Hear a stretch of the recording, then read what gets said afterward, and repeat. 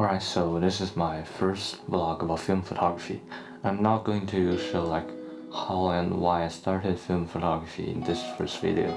I'll leave that later. So in this video I will just directly start with this short film photography session I had on May 28th. Well, I went to this close by park. So now I'm packing my gears, and this is one of the camera I will bring with me. This is the Fujica 35E. And here's another camera. That's the Fujifilm Zoom Date 90V. So this one is a point and shoot. I've loaded this one with a color film, which is the Fuji Color 100. This rangefinder camera I loaded with a black and white film. So it's from Lomography, and it's a 400 ISO black and white film. So yeah, with that simply explained, let's get into the video.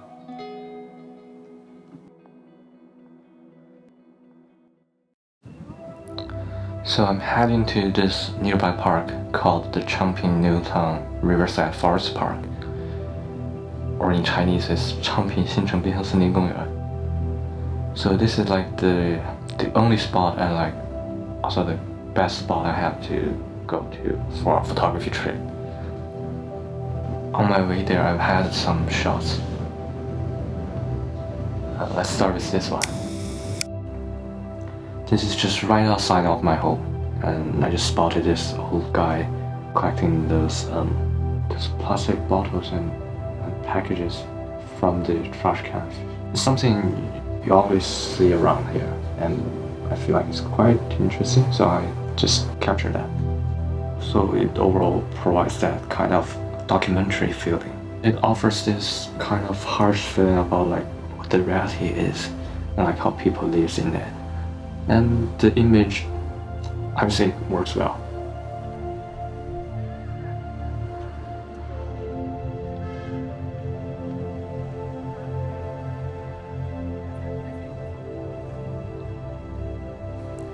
As I continued walking, I spotted these construction workers sitting on top of that roof in a very, I would say, dangerous position spot. So I've captured this one, and it kind of falls into the same context with the previous shot. As you can see, I've cropped this image into this 6:17 aspect ratio. It's actually an experiment I had to kind of stimulate the X-Spline frames aspect ratio. So it kind of cuts out the unnecessary parts and makes the image more focused on my subject itself. And I like this one. Right next there is this little dog being tied onto the door, because the pets are not allowed inside of restaurants. I tried to capture this little scene here, but obviously I'm out of focus and it's way overexposed that I can't bring it back with post. It's quite unlucky. But the problem is that this is shot on my Fujica 35E rangefinder camera. So inside the rangefinder, that little piece of glass where I used to focus my images, I think the screws are loose or something. It shifts inside sometimes and makes my image out of focus. I should probably send it to fix or something.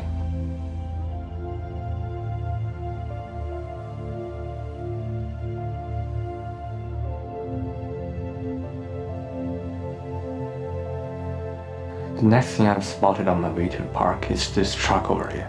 So the shot I've got for it is this. I would still consider it as a failure. I mean, for sure I didn't fuck up on the focusing this time, but it's just quite a plain and boring image. I would say if I take a picture on the side and go further back would be better, because 55mm is a bit too close. However, this one I like it a lot. So there's a lot of happening in this image, and what's the main part is it's right at the center. Those construction workers working on the sidewalk. It's another documentary style picture, and I like the storytelling of it. So that's the last shot I got on my way to the park.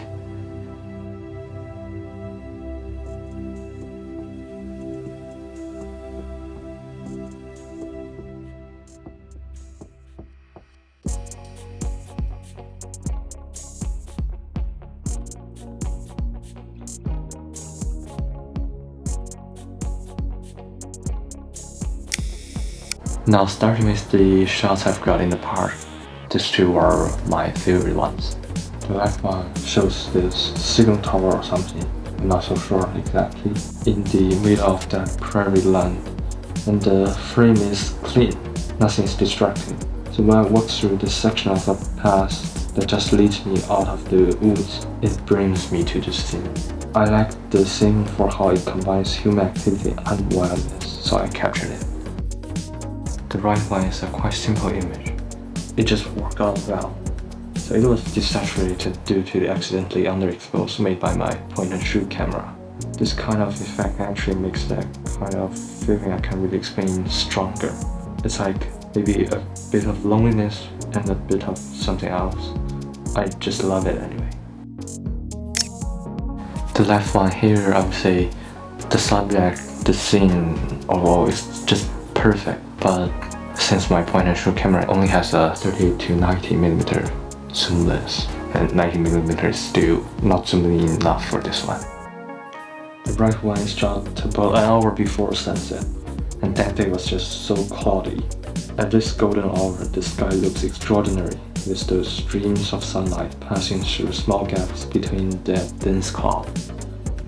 I could definitely make this frame better by exposing the shaded part more, but I just made the mistake of allowing the camera to measure for exposure aiming at the highlights. However, this eventually allows me to make this desaturation effect. And there is someone loving it, so I'd say it's quite a success. So these two are more of the shots that I do to try out that expand aspect ratio. And I would say that kind of frame actually suits this whole landscape scenery, like a shot on top. However, I find that the image weren't that sharp enough, so it's kinda lacks some details. And the one at the bottom, it's a good storytelling picture, but it's overall still a bit boring. So this shot, I just noticed this seat on the side of the road, where it has an enormous back of the seat, which extends up and becomes the roof of this little area. And the whole scene kind of makes a circle from the side. So I take the shot trying to have a round section inside my rectangular image. However, I didn't really notice that there is that much of tents carving out my side, so it's not really working out here.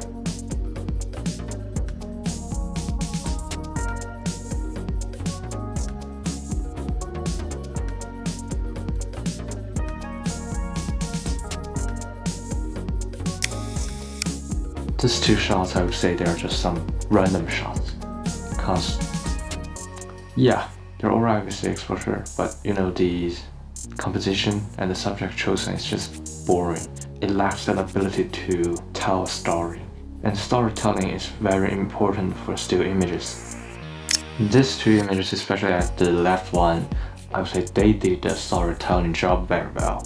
And the left one was actually one of my favorite for black and white photos I shot that day. So in this image, there's this single tree right there that I literally photographed for like 1,000 times or something. I just love this scene. There's actually two people walking under the tree. I wish to capture them while one is at the left side and one is at the right side of the tree.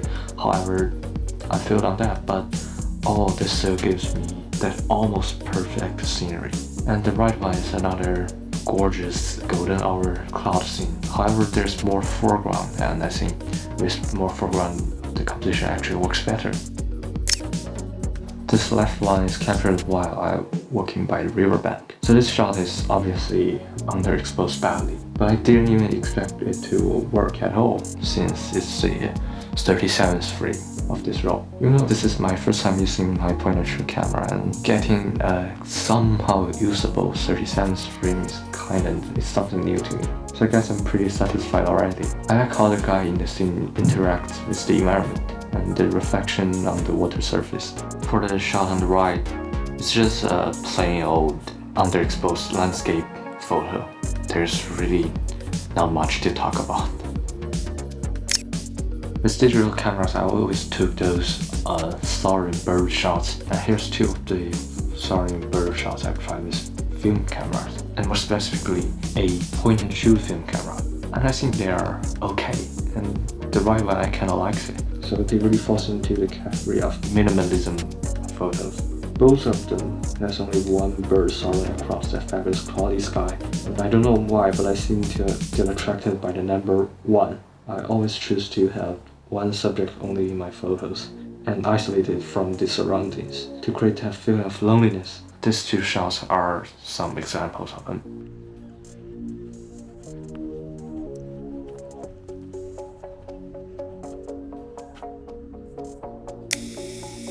Now for the rest of the color negative film I've shot that day, all the rest left here to talk about is the figures, so they are all underexposed, starting with these 3. I think it's probably because I'm not so used to this point and shoot camera, cause it's my first time using it. I might have the wrong settings on flash, so maybe it flashed at the wrong time or it didn't flash at all, and the camera did some wrong calculations with the light coming in, which is caused by myself, obviously. So yeah, I should probably learn more with that user's manual of this camera.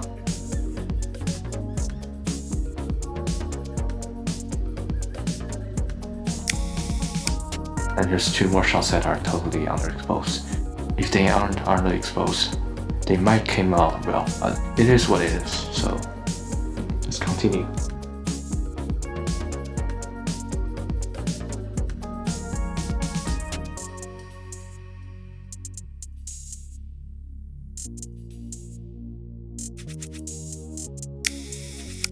So here's some better shots that I've got with black and white films, and most of them are just some textbook representations of how to compose your shots. Basically good old rule of the thirds. So the left one here is obviously a rule of thirds image.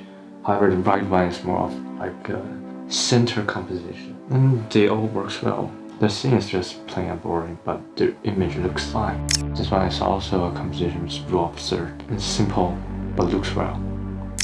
Same as this one. However, this is not as good as the previous one. The tree top here is just a bit messy. Now you might wondering, why do these 3 shots looks like shit? So basically my rangefinder camera has this problem when I just got it. The shutter leaves sometimes just sticks together after firing a shot. I don't know the reason, cause the 42 times that it happened, completely different settings of shutter speed. However, they just stick together and didn't close back. So the light passing through there just burned all the images inside. I noticed this right after it got sticked, and I tried my best to cover the front of the lens and let as less light in as possible. However, it still burned these 3 frames. But this kind of problem only happened in the first 2 rolls I've shot in that camera. I have no idea why, but it's just somehow fixed. Luckily, I wasn't using any professional or the high-end film stocks, cause that would be a much more waste of money.